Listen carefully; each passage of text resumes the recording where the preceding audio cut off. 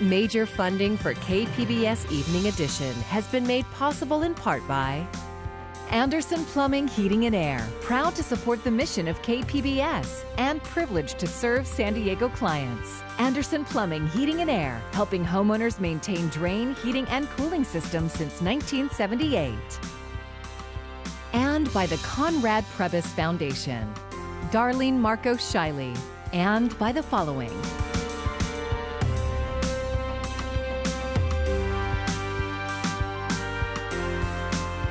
And by viewers like you. Thank you.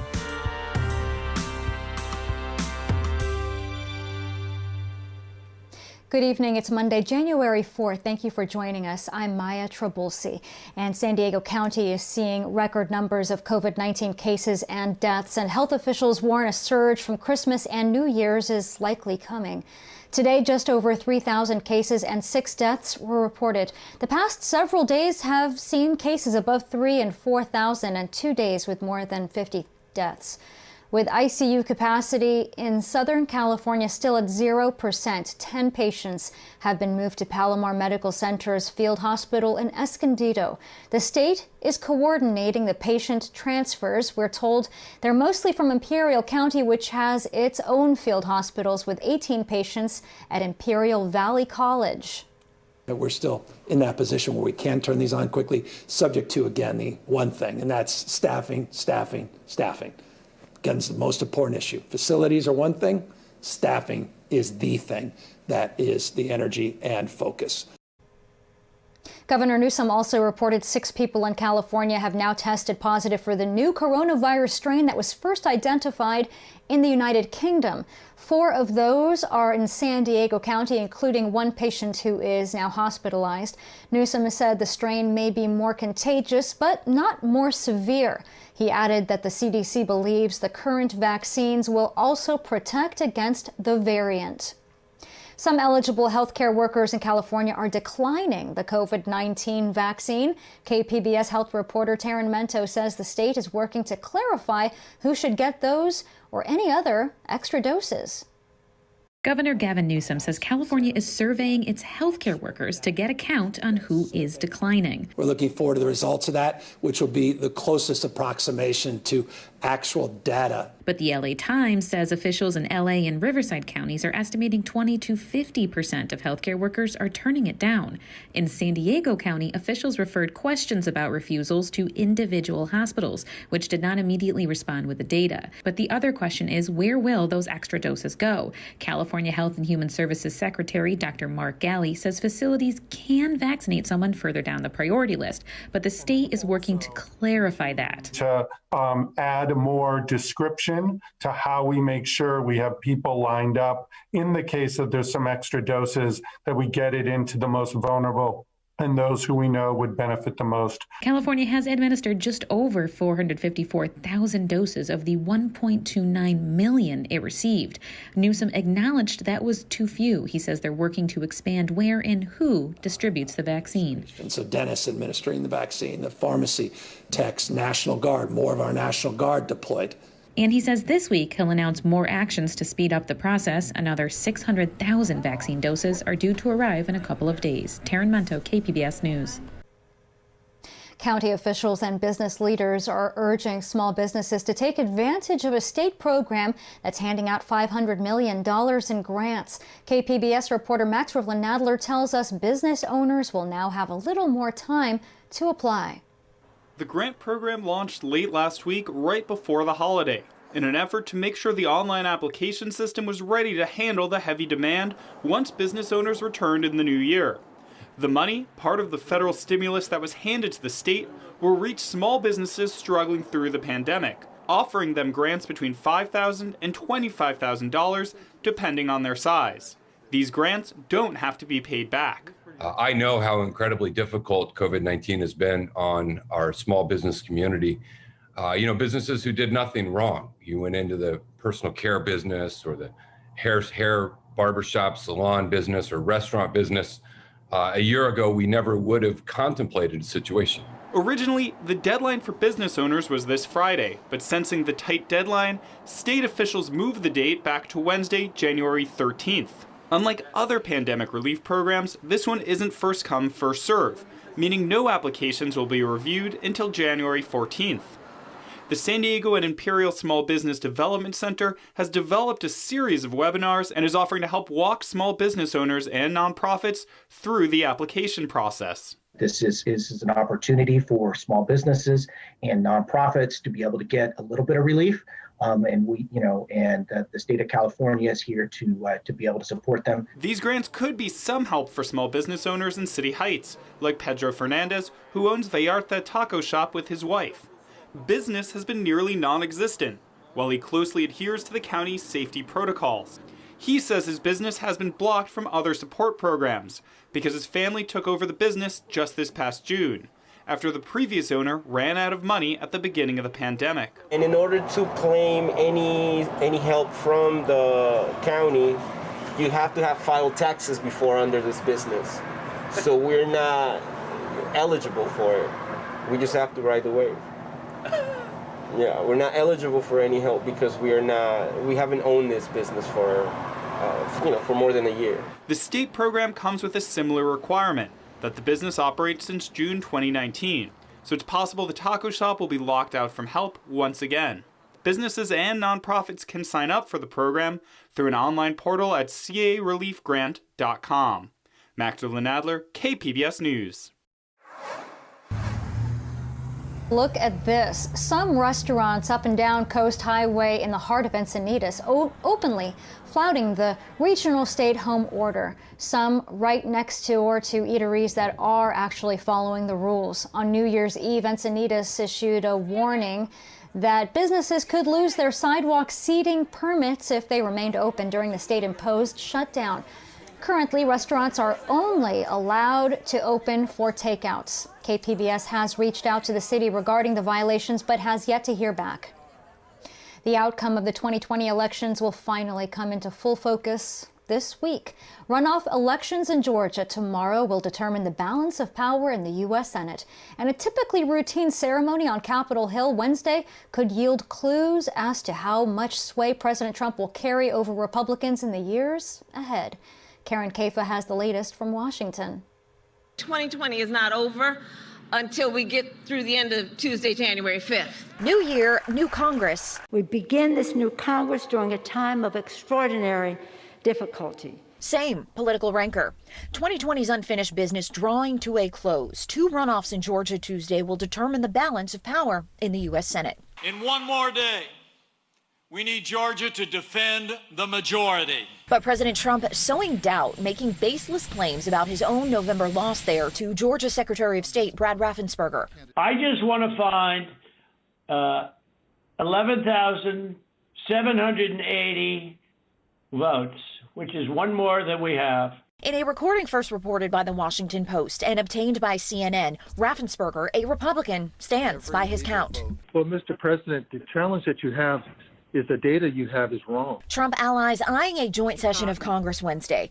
Over the weekend, 11 sitting and incoming Republican senators said they'll join Josh Hawley of Missouri in objecting to the certification of President-elect Joe Biden's win. More than 100 Republican House members could do the same. Others skeptical of their GOP colleagues. They didn't find any fraud as to their own election, but then they are alleging that there is fraud or agreeing with the president that there is fraud as to the presidential election. It seems a little inconsistent. The act won't change the election outcome, simply prolong what is typically a ceremonial act. In Washington, Karen Kaifa, KPBS News. Newly elected and returning members of Congress took the oath of office in a rare Sunday session. Freshman Representative Sarah Jacobs and returning Congressman Darrell Issa were among those who were sworn in. Nancy Pelosi was narrowly reelected to a 4th non-consecutive term as Speaker of the House. House Democrats retain control of the House but will now have a narrower majority. There are some new faces at the San Diego County Board of Supervisors. 3 new members are officially on the job after taking the oath of office this morning. Tara Lawson-Reamer replaces Kristen Gaspar in North County's District 3. Joel Anderson replaces Diane Jacob in East County's District 2. And Nora Vargas is the new supervisor in South Bay's District 1. She's also making history with her new position. Immigrant, the first woman of color, the first Latina with a binational background to represent them and to serve in the history of the Board of Supervisors in San Diego County. I am humbled and ready to serve. I may be the first, but I will absolutely not be the last. Democrats now hold a majority of seats on the board. Tomorrow, officers will be chosen for the new term. The first official board meeting will be held next week. San Diego's former mayor Kevin Faulconer is officially preparing to run for governor. As KPBS Metro reporter Andrew Bowen tells us, Faulconer shared the news on Twitter today. As a Republican in deep blue California, the odds are automatically stacked against Faulconer. But Faulconer sees opportunity in a budding effort to recall Governor Gavin Newsom. Californians are hurting, and particularly during this pandemic, where we have approximately 500,000 Californians that cannot receive their unemployment checks. That's why I think you're seeing this growing, not only anger, frustration, but resolve that says we need a change at the top. The recall campaign gives Faulconer a familiar, if unlikely, pathway to victory. Wait for a scandal to oust the incumbent, then win in a low-turnout special election. UCSD political science professor Thad Kauser says that's how Faulconer was elected mayor in 2014. If turnout is lower in a recall that's held in an odd year, in an odd month, then you might have a more Republican slanted electorate, or at least one where it wouldn't be as blue as most most electorates are in California. Kauser adds Faulconer faces a tricky balancing act with President Trump, who, despite losing the November election, is still the dominant player in the Republican Party. Trump's brand is toxic in California, and Faulconer has always tried to paint himself a moderate, supporting immigration reform and action on climate change. Those have made him different than Donald Trump, but he can't reject Trumpism and still expect the Republican base to turn out for him if he wants to advance in California politics. Beyond being a Republican with some name recognition, Faulconer doesn't have much to run on, according to Gil Cabrera, an attorney who's served on several city boards and commissions. He says Faulconer mostly avoided major scandals. But we also had, budget deficits during a growing economy. I mean, it's all the things that a Republican would normally run on. I don't know that he would be able to. The Recall Newsom campaign has 2.5 months to gather the 1.5 million valid signatures needed to force a special election. Andrew Bowen, KPBS News. The La Mesa police officer fired after the controversial arrest of a black man over the summer has been charged with falsifying a police report. KPBS reporter Joe Hong has the latest. San Diego County District Attorney Summer Stephan announced on Monday that her office filed the charges against former La Mesa police officer Matthew Dadges. On May 27th, Dadges got into an altercation with 23-year-old La Mesa resident Omri Johnson near a trolley stop. Dadges arrested Johnson for assaulting a police officer, but those charges were eventually dropped. Following Johnson's arrest, the police department faced widespread criticism for discriminating against black people. The timing of the incident also coincided with the death of George Floyd at the hands of Minneapolis police, leading to a large protest in La Mesa that ended with some participants looting downtown businesses. District Attorney Stephan issued the following statement regarding the charges against Dadges. When someone in a position of trust, such as a police officer, commits a crime, it causes tremendous harm and shakes the community's confidence in those who are sworn to protect them. Everyone is accountable under the law, and as we've done previously, we will file criminal charges when they are supported by facts and evidence. Dadges joined the La Mesa Police Department in 2018 but was terminated after the incident with Omri.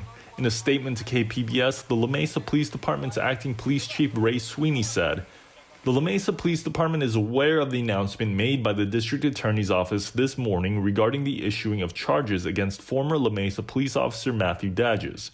We have worked closely with the San Diego District Attorney's Office over the past several months on this matter. The La Mesa Police Department holds each and every member of the department to the highest standards of integrity in order to protect and serve our community and keep its trust."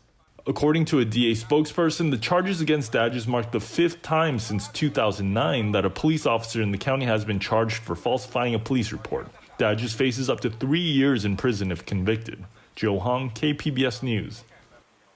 I'm Judy Woodruff. Tonight on the NewsHour, President Trump asking Georgia officials to find votes raises serious questions and condemnation from both political parties.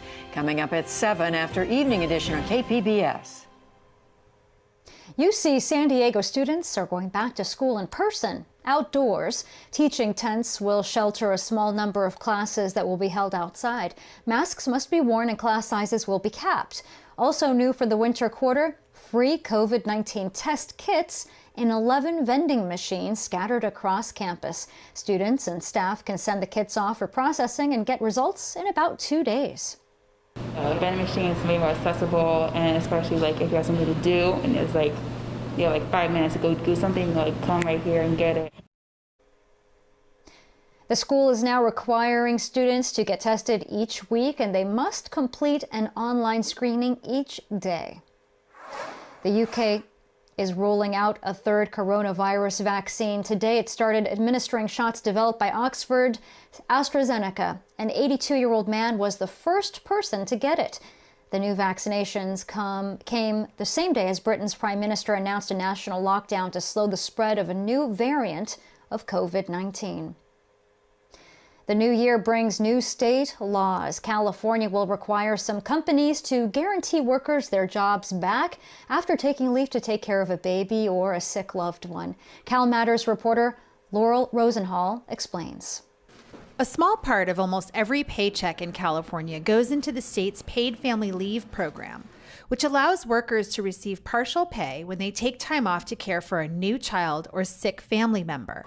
But many people don't take leave because the law doesn't ensure they can go back to their job afterwards. That's changing. I'm Laurel Rosenhall, and I'm going to explain a new 2021 law that protects jobs for workers who take family leave. In January, roughly 6 million additional Californians will be able to take family leave with the guarantee that they can come back to their jobs when it's done. The new law by Democratic Senator Hannah-Beth Jackson of Santa Barbara extends job protections once reserved for employees of large companies to most workers in California. That should make it easier for workers to take time off that they're already paying for. The California Chamber of Commerce and trade groups argued the new protections would make it harder for small businesses to operate and could expose companies to more lawsuits. But supporters, including advocates for women, children, and workers, say people should be able to take care of their families without fear of losing their jobs. The new law is part of what Governor Gavin Newsom calls his parents' agenda, which he hopes eventually will permit every baby to be cared for by a family member for the first 6 months of life. To learn about other new laws taking effect in 2021, visit calmatters.org. or check out our new laws playlist. For Cal Matters, I'm Laurel Rosenhall. The past few weeks have seen the most travel since the start of the pandemic. The Transportation Security Administration says it screened 2.5 million passengers just over the weekend. 1.3 million traveled just on Sunday, which is the most since March. Since December 18th alone, the TSA has screened 1 million people in a single day 11 times.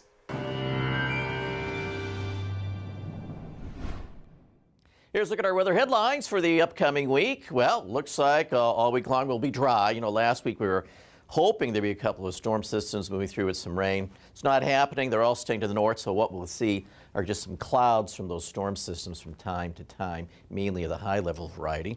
So dry and seasonal. Temperatures will fluctuate a little bit with our flow, slightly onshore early in the week, and then starts to turn a little bit more offshore, so slightly warmer by Wednesday. Temperatures may drop off just a smidgen later in the week. We still have some rough surf, and we do have some high surf advisories here along the coastal areas. This continues into Wednesday. Temperatures tonight, let's check them out. 39 in Oceanside, 48 in San Diego. El Cajon's down to 44. Ramona's at 34. Borrego Springs 40, Mount Laguna 30, and Campo will be freezing.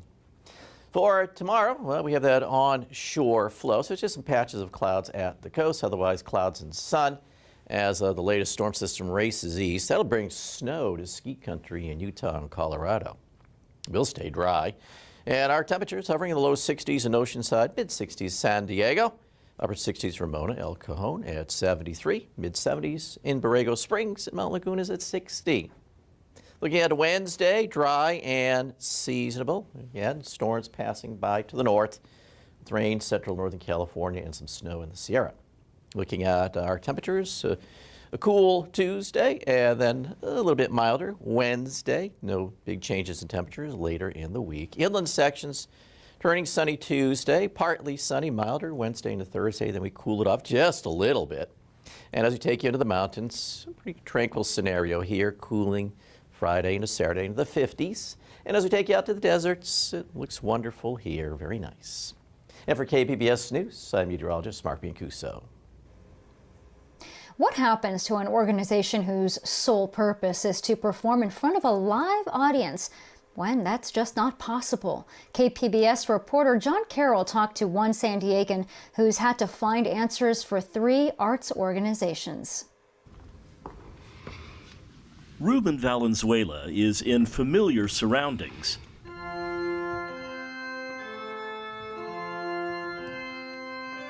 In the strangest of times. As the months progressed, it became even more clear that this was a long haul.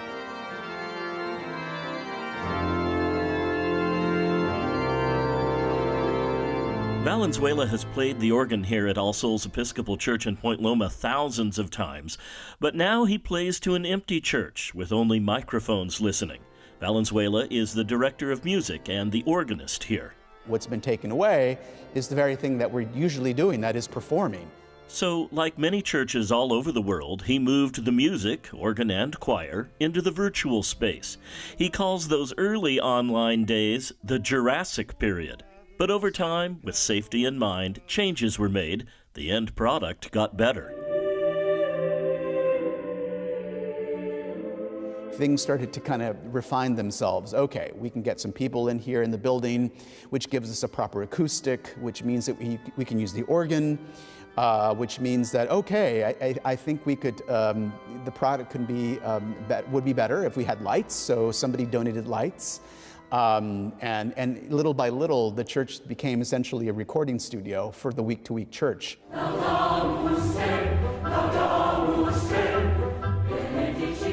Valenzuela's musical world stretches beyond the sacred. He is also choral conductor for the La Jolla Symphony Chorus. The group is made up entirely of volunteers, so along with moving performances online, Valenzuela had to think about how to keep the group engaged. We have some time. Let's stop now and look at X, Y, and Z in depth. We can't sing it, but we can talk about it. We can look under the surface. We can look at the history, the context. And so there's been a lot of occasion for that. In addition to his duties at All Souls and the La Jolla Symphony Chorus, Valenzuela is also artistic director of the Bach Collegium. He founded the group in 2003. The pandemic presented him with very different challenges than the other groups. What are we going to do next? We have concerts planned. They got pulled, they got canceled, people paid for things. What are we going to do? Somehow, Valenzuela has made it all work. He's done it by being innovative, thinking outside the box. Call them changes forced by the pandemic, new ways of doing things that Valenzuela says won't entirely disappear once the pandemic is over. It would be a huge mistake to just turn your back on all that's been learned in this year whenever this ends, because there are some valuable tools. I mean, you need to have at your fingertips the ability to reach out to your constituents, whether they're your congregation, whether you're ticket buyers, supporters, donors, when you can't do a live performance.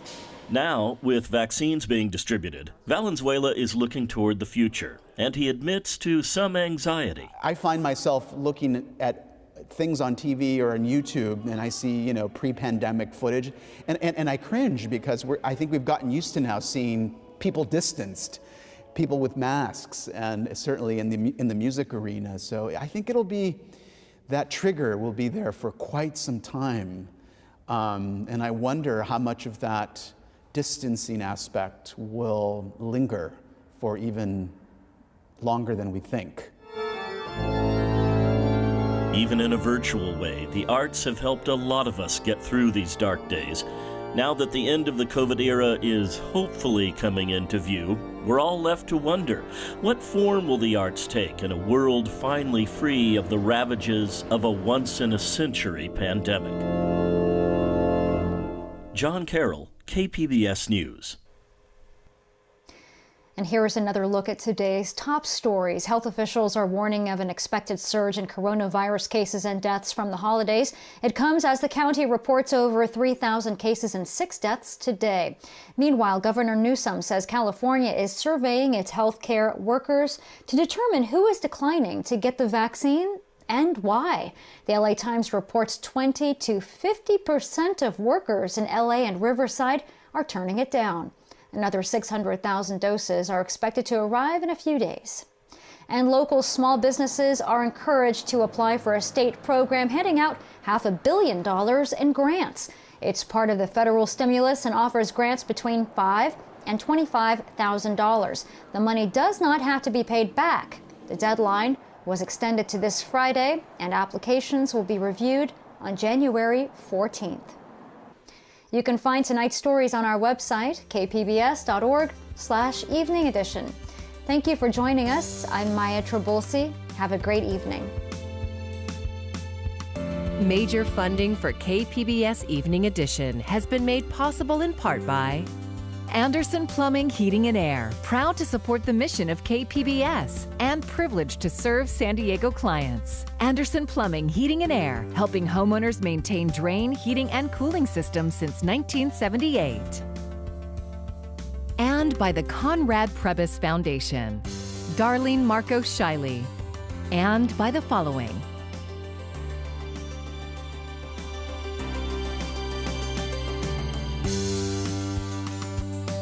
And by viewers like you. Thank you.